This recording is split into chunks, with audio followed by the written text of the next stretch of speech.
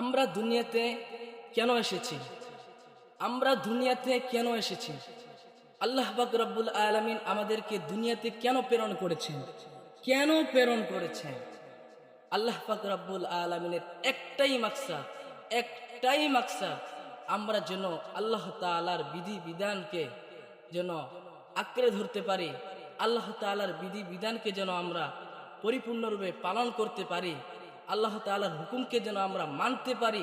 এটাই আল্লাহ তাআলার মাকসাদ। যেন আল্লাহ পাক রব্বুল আলামিনকে যদি আমরা রাজি এবং সন্তুষ্ট করতে চাই, তাহলে আল্লাহ তাআলার বিধি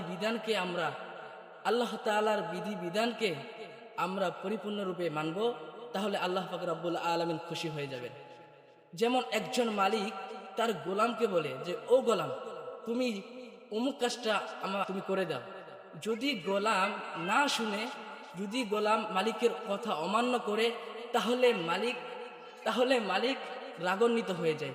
তদ্রূপভাবে আল্লাহ পাক রব্বুল আলামিন আপনাকে এবং আমাদেরকে যে এই দুনিয়াতে প্রেরণ করেছেন, যে সমস্ত বিধিবিধান দিয়েছেন, এই সমস্ত বিধিবিধান যদি আমরা পরিপূর্ণরূপে মানতে পারি, তাহলে আল্লাহ পাক রব্বুল আলামিন খুশি হয়ে আমাদেরকে জান্নাত দান করবেন। যদি আমরা পরিপূর্ণরূপে আল্লাহর বিধিবিধানকে না মানতে পারি, তাহলে আমাদের জন্য রয়েছে জাহান্নাম। আমাদের শাস্তির সম্মুখীন হতে হবে। আল্লাহ পাক রব্বুল আলামিন আমাদেরকে সকলকে এই কথাগুলোর উপর আমল করার তৌফিক দান করুন।